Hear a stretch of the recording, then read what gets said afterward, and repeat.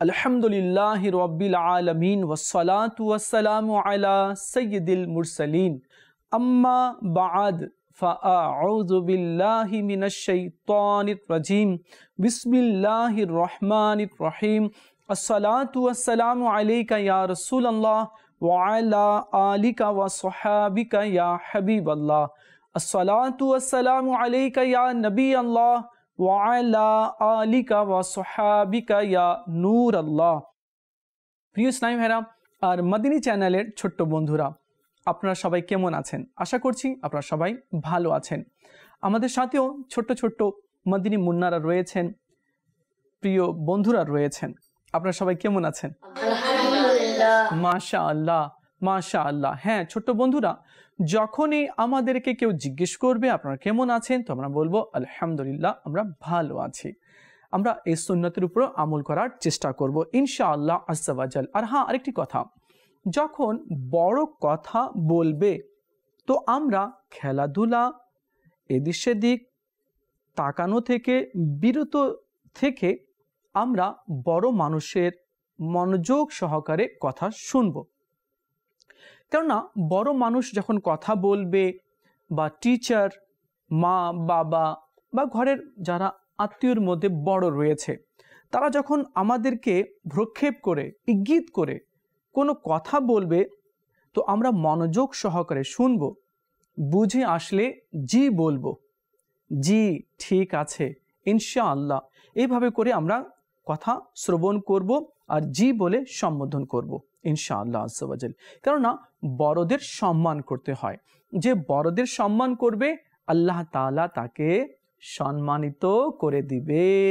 সুবহানাল্লাহ সুবহানাল্লাহ। তো যখনই মা বাবা দাদা বা বড় ভাই কিছু আমাদেরকে আদেশ দেয় তো আমরা জি বলবো, জি ঠিক আছে, আমরা এই কাজটি করব বা আমি এই কাজটি করে নিব, ঠিক আছে। খেলাধুলা করে বা অন্য মনস্ক হয়ে আমরা কখনো শুনবো না, খুব মন দিয়ে বড়দের কথা আমরা শুনবো ইনশাআল্লাহ আজ্জা ওয়া জাল। আসুন আমরা অনুষ্ঠানের শুরুতে দরুদ শরীফের একটি ফজিলত শ্রবণ করে নিই। আমরা জানি রসুলে আরবি মক্কি মদিনী সুলতান সরকার সাল্লাল্লাহু তাআলা আলাইহি ওয়া আলিহি ওয়াসাল্লাম এর নুরানি দরবারে দরুদ শরীফ পাঠ করার অসংখ্য ফজিলত এবং বরকত রয়েছে। যে ব্যক্তি বেশি পরিমাণে দরুদ শরীফ পাঠ করবে আল্লাহ তাকে নিজের বন্ধু বানিয়ে নেবে। যে ব্যক্তি বেশি পরিমাণে দরুদ শরীফ পাঠ করবে আল্লাহ তাআলা তাকে কিয়ামতের দিনে আরশের ছায়া দান করবেন। সুবহানাল্লাহ। আল্লাহ নবী সাল্লাল্লাহু আলাইহি ওয়াসাল্লাম ইরশাদ করেছেন, যে ব্যক্তি জুমার দিনে ৮০ বার দরুদ শরীফ পাঠ করবে আল্লাহ তাআলা তার ৮০ বছরের গুনাহকে ক্ষমা করে দিবেন। সুবহানাল্লাহ। আসুন মদিনী চ্যানেলের ছোট্ট বন্ধুরা, আমরা সবাই আজ নিয়ত করে নিই, যখন জুমার দিন আসবে, অন্যান্য দিনে তো দরুদ শরীফ পড়তেই হবে, পড়বই আমরা, বিশেষ করে জুমার দিনেও আমরা ৮০ বার দরুদ শরীফ পাঠ করব ইনশাআল্লাহ আজ্জা ওয়া জাল। সাল্লু আলাল হাবিব সাল্লাল্লাহু তাআলা আলা মুহাম্মদ সাল্লাল্লাহু আলাইহি ওয়াসাল্লাম। দুঃখী অসহায় মানুষের সাহায্য সহযোগিতা করা, এটা ভালো মানুষের লক্ষণ রয়েছে। দেখুন, আজ দেখা যায় বেশিরভাগ যারা দুঃখে রয়েছে, কষ্টে রয়েছে, তাদের পাশে আমরা দাঁড়াতে চাই না। যদি আমরা তার পাশে দাঁড়াবো, সে আমাদেরকে টেনশন দিবে, সে আমাদেরকে কষ্ট দিবে বা কিছু চাইবে বা আমাদের সময়কে সে নষ্ট করবে। আমরা এই মনে করে মানুষের পাশে আমরা দাঁড়াই না। এমন চিন্তা ভাবনা কিন্তু মোটেই ভালো নয়। একটি হাদিসে কারিমা আমি আপনাদেরকে শুনিয়ে দিচ্ছি। আল্লাহ নবী সাল্লাল্লাহু তাআলা আলাইহি ওয়া আলিহি ওয়াসাল্লাম ইরশাদ করেছেন, কেউ যদি আমার উম্মতের সমস্যাকে দূর করে দেয়, এই নিয়তে কে উম্মতের কষ্ট দূর হবে আর সে সন্তুষ্ট হবে, তখন আল্লাহ নবী সাল্লাল্লাহু আলাইহি ওয়াসাল্লাম ইরশাদ করেন যে এমনটি করলো, মানুষকে সন্তুষ্ট করার জন্য এগিয়ে গেল, তার দুঃখ দূর করার জন্য এগিয়ে গেল, যাতে সে রাজি হয়ে যায়, সন্তুষ্ট হয়ে যায়। আল্লাহ নবী বলেন সে আমাকে সন্তুষ্ট করলো, আর যে আমাকে সন্তুষ্ট করলো সে আল্লাহকে সন্তুষ্ট করলো, আর যে আল্লাহকে সন্তুষ্ট করলো আল্লাহ তাআলা তাকে জান্নাতে প্রবেশ করাবেন। সুবহানাল্লাহ। প্রিয় মদিনী চ্যানেলের ছোট্ট বন্ধুরা, আমাদেরকেও মানুষের উপকারে আসতে হবে, তাদের সাহায্য সহযোগিতা করতে হবে। আসুন আমরা একটি ঘটনা শুনি। আগেকার ওয়ালি আল্লাহরা কেমন ছিলেন, তাদের চিন্তা ভাবনা কেমন ছিল।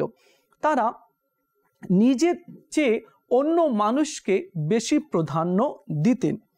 হযরতে সৈয়দনা ওয়াকেদি রহমতুল্লাহি তাআলা আলাইহি একবার এক বন্ধুর কাছে গেলেন। তার বন্ধু বড় ব্যবসায়ী ছিল।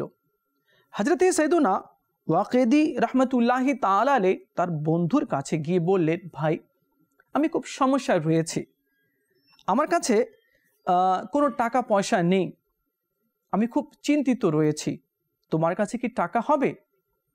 তো সেই ব্যবসায়ী বন্ধু বলল, হ্যাঁ আমার কাছে টাকা আছে, আমার কাছে প্রায় 1000 দিরহাম আছে, তুমি এটা নিয়ে যাও।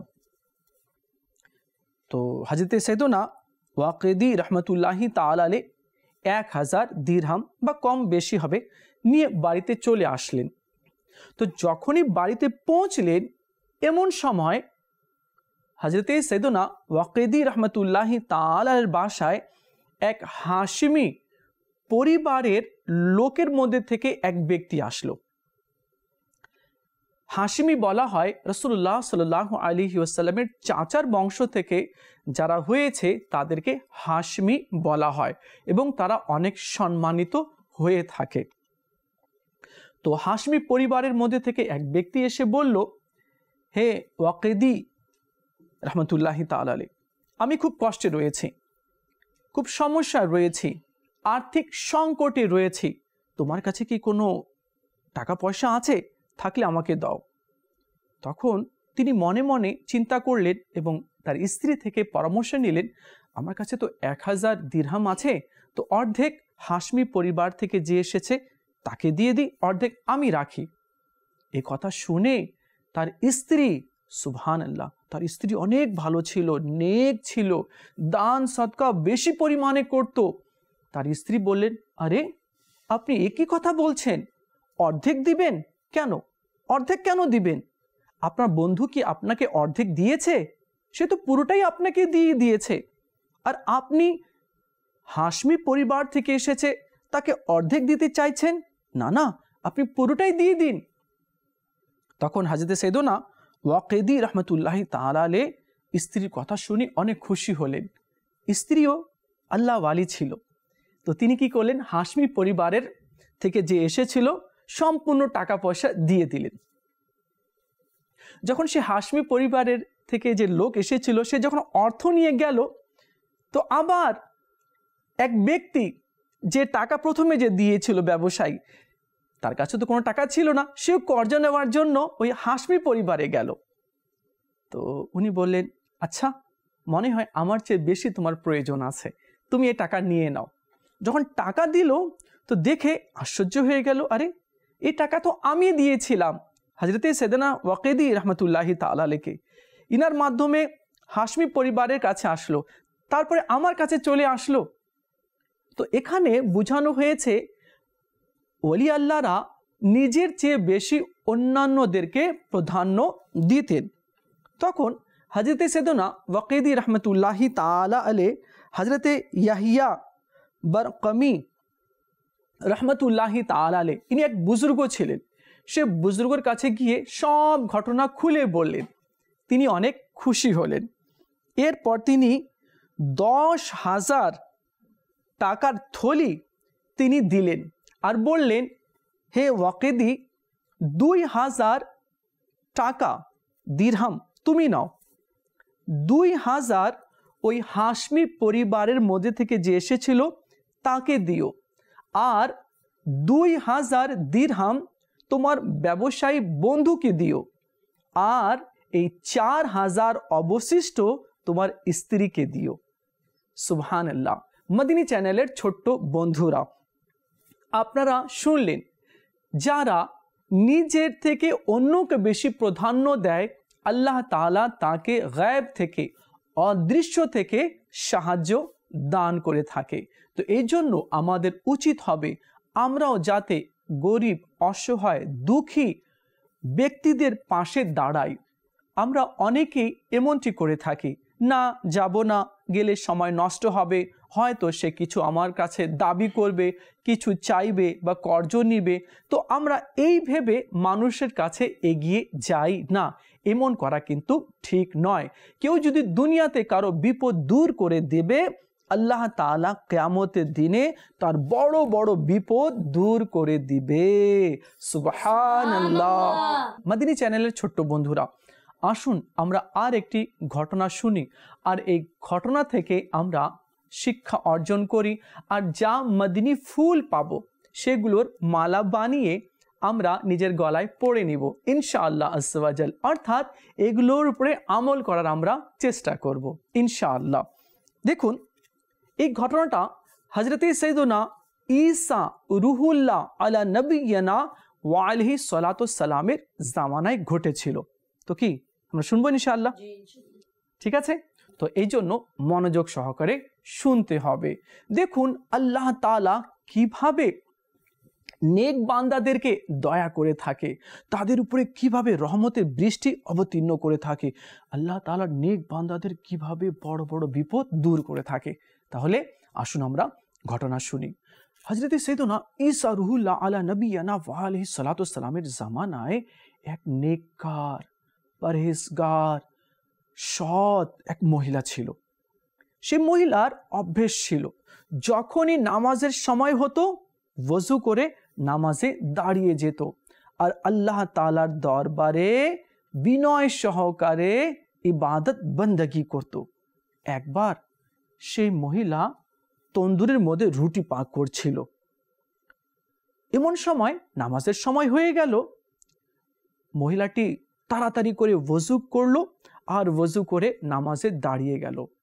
শয়তান মহিলার এত ইবাদতের প্রতি আগ্রহ দেখে জ্বলে পুড়ে ছাই হয়ে গেল। শয়তান বলছে, দাঁড়াও দেখি তুমি কত নামাজ পড়তে পারো, তোমাকে নামাজ থেকে আমি বিরত রাখবই রাখবো। নাউজুবিল্লাহ। শয়তান এক মহিলার রূপ নিল।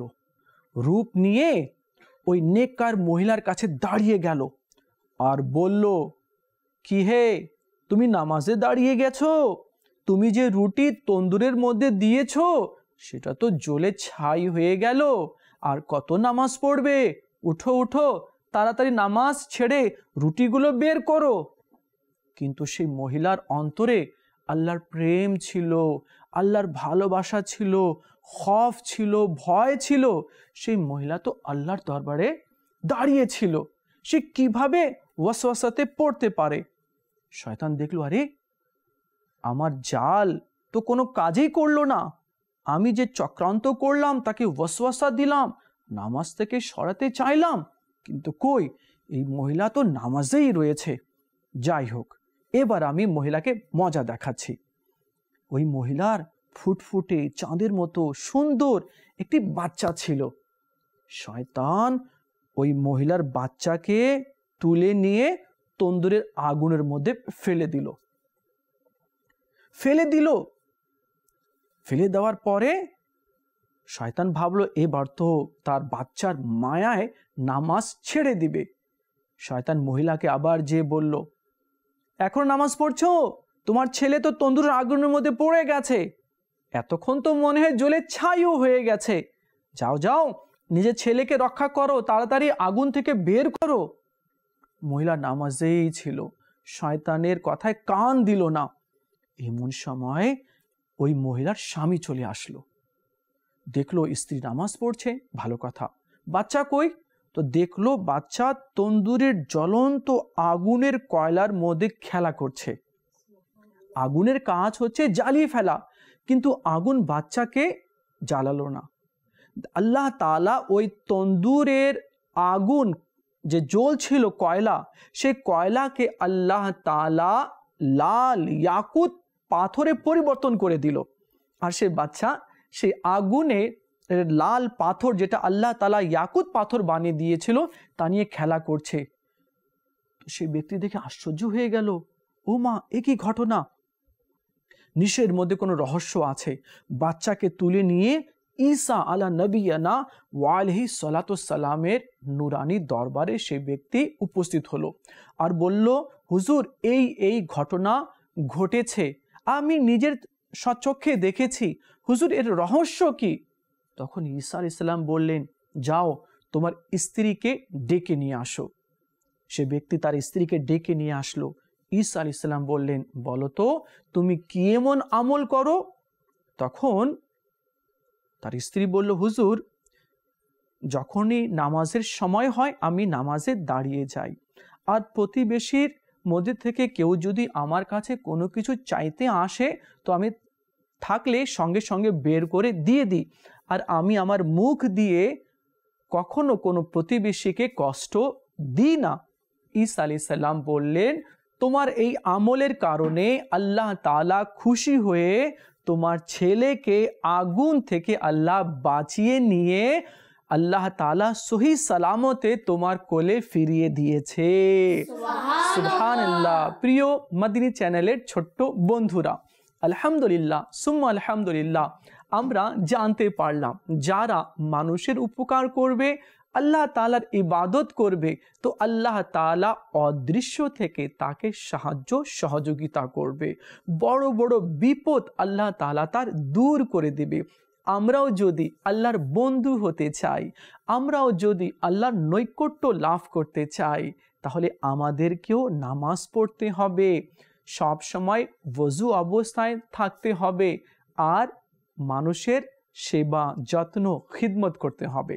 তো আল্লাহ তাআলা আমাদেরকেও তার বন্ধু বানিয়ে নেবে। আল্লাহ আমাদের সবাইকে বুঝার তৌফিক দান করুক। আসুন আমরা সবাই নিয়ত করি, এখন থেকে আমরাও নিয়মিত 5 ওয়াক্ত নামাজ পড়ব আর কখনো মানুষকে কষ্ট দিব না, ইনশাআল্লাহ আজ্জা ওয়া জাল। ইনশাআল্লাহ বাইরের লোকদেরকেও কষ্ট দিব না, ঘরের পরিবারের মধ্যে থেকেও কাউকে আমরা কষ্ট দিব না, ইনশাআল্লাহ আজ্জা ওয়া জাল। আলহামদুলিল্লাহ, শিক্ষণীয় ঘটনাবলীর এই অনুষ্ঠানের মধ্যে আমরা বিভিন্ন ধরনের ঘটনা বলে থাকি এবং সেখান থেকে কিছু মদিনী ফুল এবং কিছু শিক্ষা অর্জন করতে আমরা চেষ্টা করি, এই জন্য যাতে করে আমাদের জীবনে এসব কথাটা কাজে এসে যায় আর আমাদের জীবন পরিচালনা করতে যাতে সহজতা চলে আসে, যাতে করে আমরাও নেক হয়ে যাই, পরহেজগার হয়ে যাই। ওলি আল্লাহগণ, বুজগানে কেরাম যেভাবে নিজের জীবন অতিবাহিত করে সাফল্যের উচ্চ শিখরে পৌঁছেছে, আমরাও যাতে নকল করে আল্লাহ পাকের রেজামন্দি হাসিল করতে পারি। তো আশা করছি আমরা সবাই এরপরে আমল করবো ইনশাআল্লাহ, ইনশাআল্লাহ আজ্জা ওয়া জাল। আমরা আগামী পর্বে আবার কোনো নতুন ঘটনা নিয়ে আপনাদের সম্মুখে উপস্থিত হব। ততক্ষণ ছোট বন্ধুরা ভালো থাকুন, আর হ্যাঁ, নিজের যত্ন নেবেন, মদিনী চ্যানেল দেখতে থাকবেন। সাল্লু আলাল হাবিব সাল্লাল্লাহু তাআলা আলা মুহাম্মদ সাল্লাল্লাহু আলাইহি ওয়াসাল্লাম।